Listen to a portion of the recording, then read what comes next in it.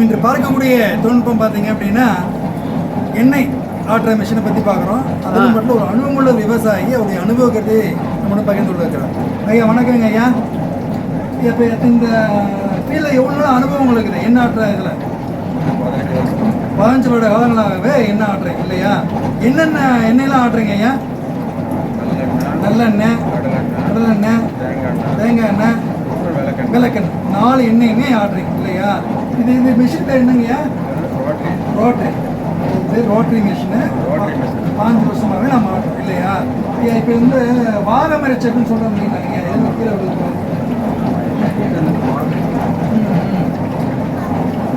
அந்த வாகமர செக்குன்னு சொல்கிறாங்க இல்லையா?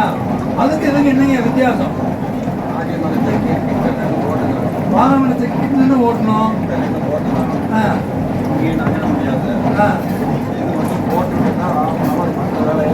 மற்ற வேலையும் பார்க்கலாம்.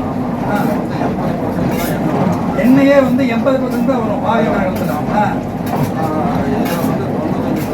95% வந்து நம்ம எடுத்துடலாம் இல்லையா? எண்ணெய் ரோட்டரி அந்த ஹீட் ஆயிருன்னு சொல்கிறாங்க இல்லையா? அதிகமாக ஹீட் ஆயிரும் இந்த ரோட்டரியில்.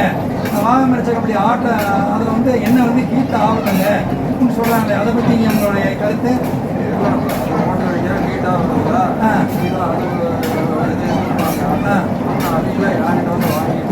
அவங்களே வந்து வாங்குறாங்க.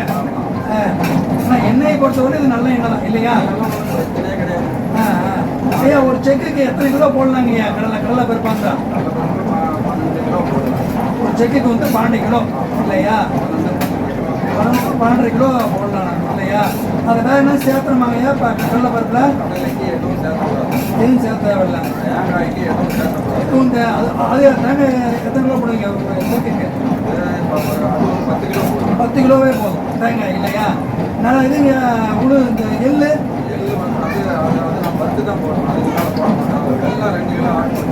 வெள்ளை 2 கிலோ ஆட் பண்ணதுனால 10 கிலோ தான் எள்ளு போடுவீங்க இல்லையா? ஓகேங்க ஓகே. இப்போ வந்து எள்ளு வந்து 10 கிலோ ப்ளஸ் 2 கிலோ வெள்ளம் போடுறீங்க. அதுலேருந்து எவ்வளோ எண்ணெய் எடுக்கலாங்க ஐயா?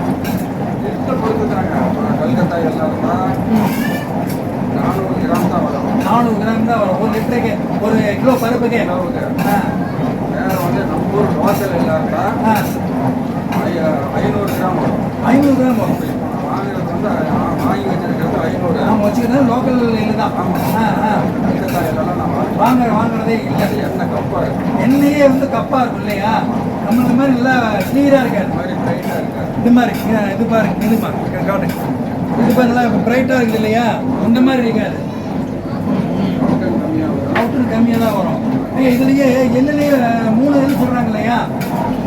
வெள்ளை எள்ளு சொல்கிறாங்க, இப்போ அதே கருப்பு எள்ளு சொல்கிறாங்க, ஒரு ப்ரௌன் எள்ளு சொல்கிறாங்க இல்லையா? நீங்கள் வாங்குறது என்ன இல்லைங்கய்யா? செந்தூரா? செங்கூர் இல்லையா? அந்த எள்ளு தான் நீங்கள் வாங்குறீங்க. 10% சிகப்பு தான் இருக்கும். கருப்பு 10% தான் இருக்கும் இல்லையா? வெள்ளை எள்ளு வாங்குறதே இல்லை. கருப்பு முழுசாக கருப்பு எள்ளு வாங்குறதில்லை. செவகத்தை கொஞ்சம் மட்டும் கருப்பாக இருக்கிற மாதிரி இருக்கு இல்லையா? அந்த மாதிரி எள்ளு தான் வாங்குறோம் இல்லையா? குவாலிட்டியாக தான் வாங்குறீங்க இல்லையா?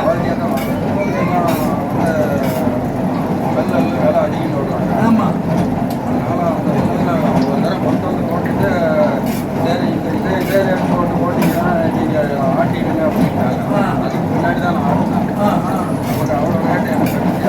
கட்டுப்படி ஆகாது இல்லையா? கடலை பருப்புக்கு இல்லையா? அது என்ன பருப்பு தான் போடுவீங்க? பட்டாணி ரகம் மட்டும்தான். இப்போ இந்த கதிரி நிறைய சொல்கிறாங்க, அதெல்லாம் எதுவும் போடுறது இல்லை இல்லையா? குஜராத் பருப்பு ஆமாம் போடுறதில்லை. நம்ம லோக்கலில் இருக்கிற பட்டாணி பருப்பு மட்டும் தான், ஃபஸ்ட் குவாலிட்டி மட்டும் தான் நம்ம போடுறோம் இல்லையா? அதுலேயும் வந்து கொக்குக்காய் எல்லாமே போடுறதில்லை இல்லையா? பருப்பு நல்லா இருக்குது, நல்லா இருக்குது, நல்லா இருக்குது. தேங்காய் பருப்புங்கய்யா? தேங்காய் பருப்பு அப்புறம் தான் போடுவீங்களா இல்லை காய் உடைச்சி இது பண்ணுறாங்க இல்லையா? நல்லா இருந்தாலும் போடலாம். பருப்பு நல்லா இருக்கணும். தெளிவாக இருக்கணும். தெளிவாக இருக்கணும். போடலாம். அதுவும் போட மாட்டேங்க. இதே மாதிரி சல்பர்லாம் சொல்கிறாங்க இல்லையா? சல்பர் வச்சதும் வாங்க மாட்டேங்க இல்லையா? பல வச்சாலும் வாங்க மாட்டேங்க. ஆமாங்க. ஏன்னா இதெல்லாம் வந்து நம்ம பண்ண பொருள் வந்து தரமானதாக இருக்கணும். கண்ணுக்கு கெடுதல் இல்லை. கண்ணுக்கு கெடுதல் இல்லையா? கண்ணுக்கு கெடுதல்.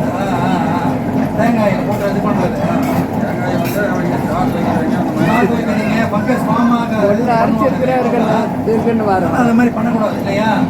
பரவாயில்ல பரவாயில்ல. இந்த மாதிரி தான் போடணும். நம்மகிட்ட இருக்கிற பொருள் தரமான பொருள் இல்லையா? தரமான பொருள் சரியான விலையில் கிடைக்கும் நம்மளுக்கு. இதுதான் மெயின்.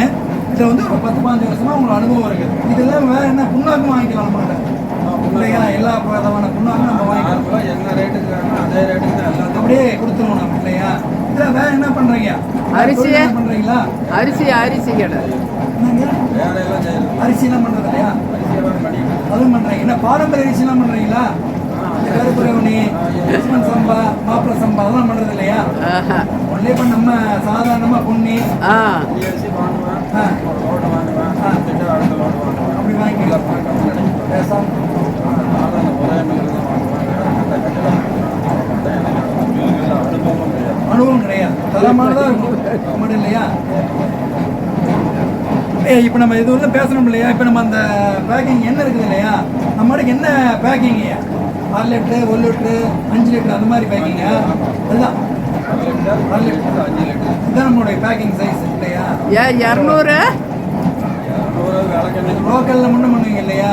டின்னெல்லாம் வச்சிடல, பெரிய டின்னெல்லாம் போடுறதுலாம் இல்லை. இதுதான் பேக்கிங் நம்மளுக்கு இல்லையா? இந்த டென்னு தான் பிளாஸ்டிக், இந்த டென்னு தான் பேக்கிங்லாம் நம்ம எப்போ வந்தாலும் வாங்கிக்கலாம். அதெல்லாம் எப்போ வேணாலும் எவ்வளோ குவாலிட்டியாக தரமானதாக பெரிய டின்னு முக்கியமான ஜாக்கிரங்களுக்கு கொடுப்பாரு. தரமானதாக பெருசா அதான் அது விசேஷத்துக்கு மேரேஜ் ஃபங்க்ஷன்லாம் கேட்குறான்னு வச்சுக்கோங்க. இதெல்லாம் வீட்டுக்கே வாங்கிட்டு போகிறாங்க. இதெல்லாம் ஒரு டென்னு கடலை அது எத்தனை லிட்டர் ஆகுது? 16 16 லிட்டர் வரும். 15 கிலோ வரும். 15 கிலோ வரும் இல்லையா? கிலோவாக வாங்கும்போது அவங்களுக்கு கிலோ ரேட் போட்டு கொடுத்துருவோம். இப்போ கிலோ வாங்கும்போது